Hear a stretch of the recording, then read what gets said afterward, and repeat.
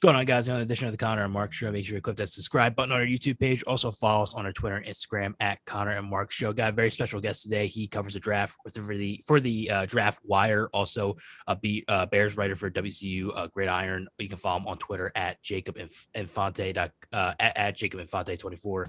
Jacob, thank you so much for joining the show today. Yeah, absolutely, man. I appreciate you guys having me on for sure.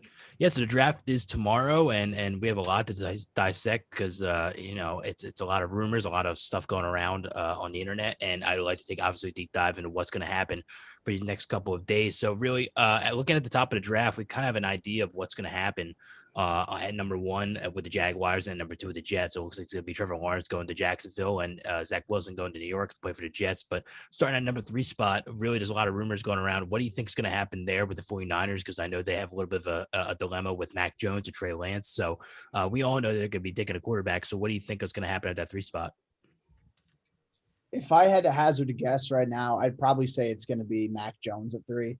Now, whether that's a decision I agree with, that's a different debate, but I feel like Mac Jones is probably going to be the pick at 3, simply because numerous reports are saying at this point that Mac Jones is likely the guy that they traded up for to begin with. And yes, they've done their research on a bunch of different prospects and come to like guys, but I think that they're going to stick with their gut. And it seems like that gut's Mac Jones. And I see some similarities with, and this is a high bar for Mac Jones to reach. I don't know if he'll be able to make it, but I see slight similarities with Matt Ryan in terms of that accuracy and, just the ability to stand tall in the pocket and consistently deliver accurate throws and nice pre-snap diagnoses. But the ceiling's limited there. I'm not going to lie, with, arm strength and athletic ability being in question. But I feel like that's what the 49ers are going to do at 3. Could they go with Trey Lance? I feel like there's a possibility they can, but if I had to hazard a guess right now, I'm going to say Mac Jones is going to be the 3rd overall pick. Yeah, and Jacob, thank you again so much for coming on. Obviously, a very anticipated time right now with the NFL draft coming up, and going to a team now to a big prospect who coming into before last year with COVID and everything happening probably was in many people's draft boards a top 3 pick, and that's Ja'Marr Chase. He's fallen to the back of the 10 now with all these quarterbacks coming onto the scene and some other big names and guards and wide receivers. But where do you see Ja'Marr Chase falling? Do you see a potential team trading up for him? And where do you see maybe a best fit team for him? I honestly still think he's in the running for the Bengals at 5. Now, I'd honestly rather go with Penei Sewell if I were the Bengals at 5, because that offensive line really didn't go well. But at the same time, they have that connection between Joe Burrow and Ja'Marr Chase from that 2019 season. And I can understand that if that's the direction they choose to go in, because obviously you have your franchise quarterback, your young up-and-coming guy. You want to surround him with as many pieces as possible to be comfortable with. And who better than his top target from his breakout year at the collegiate level? So I think that's a possibility. I mean, looking at that board, barring a trade up, if a team wants to trade up for a quarterback, if Trey Lance or Justin Fields fall, or even Mac Jones, depending on how that board goes out, I think Ja'Marr Chase could go 5, 6, or 7. And I really don't know if he'll be the first receiver off the board. That's my gut feeling, is that he is right now, even with, not playing in the 2020 season and opting out. I just feel like with Devontae Smith, weight concerns that have been, going around and seemingly dropping his stock, at least in from a national perspective, people are souring on him, which I don't fully get because he's been skinny this entire time, but that doesn't really matter at all. I think Ja'Marr Chase is going to be the first receiver off the board. My guess is it's going to be 5, but I could see him going at 6 or 7 as well to the Dolphins or Lions, respectively. Yeah, we have an idea that it looks like the top 3 is going to be obviously Lawrence, Zach Wilson at 2, and then probably Mac Jones at 3. But it looks like the draft really starts at 4, and it looks like unanimously that Kyle Pitts is looked at as the top prospect in this draft when you take into account of quarterback and every other position. Obviously, he's a very dynamic tight end out of Florida who's put up monster numbers with the Gators, and it looks like that he's probably going to go to the Atlanta Falcons at 4. It looks like it was reported at ESPN that they made a decision that it was probably going to be Kyle Pitts, but it's not obviously necessarily set in stone yet. So what do you think of Kyle Pitts as a prospect? And do you think the Falcons should take him at 4, or do you think they should actually go quarterback with Matt Ryan's deal? I believe it's going to end in the next 2 years, but it looks like Matt Ryan is not like a long-term plan, a plan except to a quarterback they may take in this draft. Yeah. So my viewpoint on it is if you're in the situation to take a QB and you're even thinking about it, then you should take one. That's just my personal opinion on it, especially if that quarterback has a high ceiling and is worth taking that early. So I think they should go Trey Lance if he's available at 4.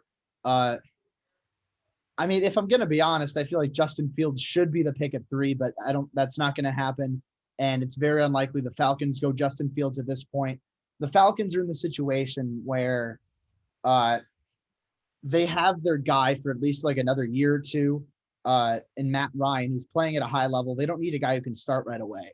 They need a guy who they can develop and has a high ceiling. Trey Lance, from an arm talent perspective, from an athletic perspective, may have the highest ceiling out of any of the quarterbacks who could be available there. So I feel like that would be a smart move. But if that's not the direction they want to go in, then Kyle Pitts should be the pick. He's unlike any other tight end prospect, at least I've seen since I've started watching and following and scouting for the draft. Just his versatility and his athletic ability for his size and physicality at the catch point. Like, he's basically the total package as a receiving tight end. But if it were up to me, I'd go with the quarterback, simply because if you're the Falcons, you're looking at that roster and say, okay, maybe we're not going to compete for a Super Bowl this year, but we're probably not going to pick high enough to get a QB who's this good or with this high of a ceiling. So I'd go Trey Lance if you were available, if I were the Falcons, just going off of what's expected to happen, and Justin Fields is expected to fall a little bit. If they're stuck between Trey Lance and Kyle Pitts, I'd go Trey Lance, even though I have Kyle Pitts much higher on my board. Yeah, and Jacob, according to 2 top headline stories here on ESPN.com, it looks like the Lions at 7 and the Panthers at 8 are very open to moving back and trading those picks. What team would you say is possibly more likely to trade out of their respective position, and what team could you see maybe swooping in or trying to come into that 7th or 8th spot rather? Yeah, so I'm looking at both those picks, and honestly, I think the Panthers are a bit more likely to trade down, simply because the way I look at it, the 2 teams I think could look to trade up, mainly for a quarterback, would be the Patriots and the Bears. Those are the 2 that I'm expecting right now to consider that. And at the 7th overall pick, the Lions likely won't want to deal with the Bears, because who cares exactly how big of a haul you're getting when you're playing an instrumental role in making sure that your divisional rival gets a potential franchise quarterback for the next 10, 15 years. They're not going to want to do that, assuming it's going to be a quarterback that Bears would move up for. So the Patriots would be a much more attractive option there. But at 8, I feel like the Panthers wouldn't really care necessarily. I feel like they'd be open to trading with the Patriots and Bears. Again, I'm saying that with, not really like an insider source on that, but from what I've seen and from what I believe from like a logical perspective, I can imagine the Patriots have more leverage in that regard. So if the Bears wanted to move up, they'd have to move up to 6 and trade back with the Miami Dolphins, which, I mean, I don't know if the Dolphins would want to do that, because they were picking at 12, but they went out of their way to move back up to 6. So that kind of complicates some things. So the Bears would really have to impress them and dazzle them with that offer, because you can say, we get that you just traded up to the 6th overall pick again, but keep in mind that the Patriots are looking to trade up. They're probably going to take Justin Fields if they do that. If you work out a deal with us, not only will you get a good haul in return, but you'll also make sure that one of the best quarterbacks in this class doesn't go to a divisional rival. So I feel like that's the Bears' best bet. The Patriots' best bet would be at number 7, which I do think is a bit more realistic. So if I had to give an edge to either of those teams, I'd give it to the Patriots, but I feel like the Bears have a chance. It's just a matter of if they're willing to be aggressive enough with it. Yeah, it's about to 10 and 11. So 10 Dallas is picking, and then 11 the New York Giants are picking. Those are two obviously rivals of the Philadelphia Eagles. The Cowboys, listen, they need obviously secondary help. Anybody on defense after that abysmal year they had last year, it was all offense, no defense. Also, the Giants obviously have struggled to find protection for on the offensive line for both Daniel Jones and Saquon Barkley, especially some guys on defense they could use as well. So, who do you think are the most prone guys that you think those organizations are looking at right now at 10 and 11? And do you think that those two organizations are teams that could trade back possibly into the middle of the 20 or the middle of the teens and middle of the 20s as well? Yeah, so with Dallas, I'm honestly expecting them to go cornerback. I have a feeling it's going to be Patrick Surtain there at 10, just judging off of reports that have been tying him there and the Cowboys' obvious need at corner. I think Patrick Surtain's the best corner in this class. And he'll likely be available because the Broncos, like even just like a month or two ago, they were in a situation where they could realistically take a corner, but they added Kyle Fuller, they brought in Ronald Darby, and they still have guys like Bryce Callahan, Michael Ojemudia. So I don't really expect them to go corner or any other team above them for that matter. So I think Dallas will have their pick of whoever their top corner is in that draft. And as for the Giants, I'm honestly expecting them to go receiver, just judging off of which players will likely be available. If Jalen Waddle falls, I think the Giants will be all over him.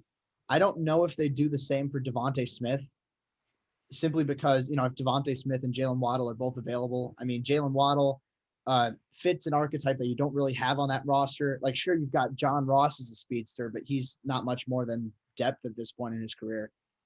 You can get a guy like Jalen Waddle pairing up with Kenny Galladay and Darius Slayton. Those three complement each other's skill sets really well. So if you could get that, I think that's what the Giants would like to do. Otherwise, maybe a guy like Rashawn Slater, if he falls, maybe a Kwity Paye, even though I think that would be a bit of a reach at 11. But if I had to hazard a guess, I'm going to say Dallas would go Surtain at 10 and the Giants would go Waddle at 11 if both teams had that chance. So, Jacob, this is a two-parter. In the first one, obviously, us being a Philadelphia sports podcast, we show a little hometown bias towards our Philadelphia sports team. So my first question for you, being a Bears fan, at 20th, where do you see your team going? And the second part of my question is, what prospects should we be keeping an eye on, maybe at the end of the first round, possibly early second round, who can have the potential to be a top guy or a big-time player in this league? Yeah, for sure. So for the Bears at 20, I'm honestly expecting them to go offensive tackle, assuming that's where they end up. I really like Tevin Jenkins out of Oklahoma State. I feel like if he is available there, I wouldn't be surprised if that's the pick because they haven't invested in offensive tackle with any premier draft positioning in like 10 years. And that's actually one thing I like, a lot about the Eagles is their general investment in the offensive line over the years. Like obviously a lot of guys got hurt back in 2020, but generally they've done a very good job of continually adding to that offensive line, bringing in developmental guys, trying guys out like that. That's an approach I really like, and the Bears haven't really followed it. So I'd expect that trend to change this year. If not, then maybe a receiver like Rashad Bateman or a cornerback like Greg Newsome out of Northwestern or Caleb Farley out of Virginia Tech, if the medicals check out for those two. As for like those late rounders, let's see, I got to think a little bit here because there are some guys I feel like could sneak into the back end of round one. Zaven Collins is a guy I like, the linebacker out of Tulsa. I feel like he's being projected mainly in the 20s range. Late first, maybe early second. I feel like there's a lot to like with him. Kind of like an Anthony Barr-esque type of role at the next level. It's just his size, his athletic ability, his instincts and route recognition and coverage. I feel like for a guy he's like 6'4", 260-ish, something like that. He's a big dude who can move really well. So if you have a guy like that, sure, he's a little bit raw in terms of developmental skills and, instincts.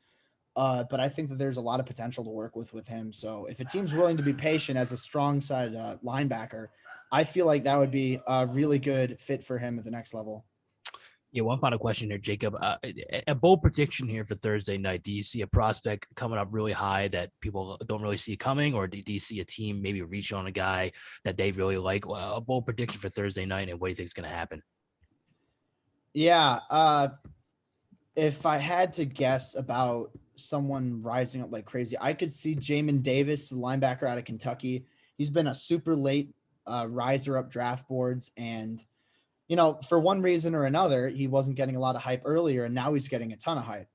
I could see a team being willing to take a shot on him just because of how athletic he is and how big he is. It's another one of those situations. Yeah, he's not as bulky as like a Zaven Collins, but he's just so explosive that I think a team like in the late 20s would be willing to take a shot on him. Another guy I could see a team, reaching on, I guess you can make the argument for, is Spencer Brown, offensive tackle out of Northern Iowa. He's raw, but he's big. He moves really well. He's got super long arms, and he showed up well at the Senior Bowl. So I feel like he's got a lot of tools to work with that teams love in their offensive linemen, especially at the tackle position at the next level. He's got such a big range as a pass protector that it doesn't matter if you beat him off the ball with quickness. He's so long that you can shut you down anyway. So I feel like a team could be willing to take a shot on his upside, like maybe late round one. I feel like there is always one of those guys who just step in super randomly in the first round, and everyone's like, wait, how did they go in the first round? I could see Spencer Brown being one of those guys simply because of how great his physical tools are and just the overall potential that he brings to the game. Yeah, Yeah, and go one ahead, last Mark. question. I'm sorry, Connor. I mean to cut you off. And Right. Jacob, thank you again so much for your time and coming on the podcast. One final question, and this is a pretty crazy one. I mean, running backs are always, obviously as the years have gone on, they've gone down as important positions and high draft picks. But it seems like the running backs this year are really at the bottom of the first round. Who, in your opinion, would be the first running back off the board, Najee Harris or Travis Etienne from Clemson? I honestly think Najee is going to be the first guy off the board. I actually have ETN as my running back one by a narrow margin. Najee's like right there, but I think Najee is going to be the top guy simply because he's, a bit more powerful, little bit, fewer concerns about, like workload over the years and, vision concerns. Sure, ETN's a bit more athletic. So if you're looking for that in a running back, I feel like that's the type of guy you want to go for. But Najee, he's, powerful. He's built really well, great lower body explosiveness. Considering I feel there are a handful of teams I think could target a running back like in the late first round. I mean, as early as the Dolphins, I think they're picking at 18. I could see him going as high as there. The Steelers, the Jets, teams like that. Just off the top of my head, maybe Tampa Bay. If he falls that far, I don't think he'll fall that far, but I could see them considering that if he falls. So I think Najee's going to be the first guy off the board. ETN is, I think he is a little bit better. That's just my personal opinion. I like those athletic running backs, but I could see him going early round two. But Najee, I think, is going to be a round one guy for sure. All right, for $5, you can join Jacob Infante's Patreon. You can have entire 375 big board, 7-round mock draft, scouting reports, scheme fits, and also a long-term Bears personnel outlook. Jacob, thank you so much for joining the show today. Hopefully we can do this again down the line. Absolutely, guys. Thank you so much for having me on.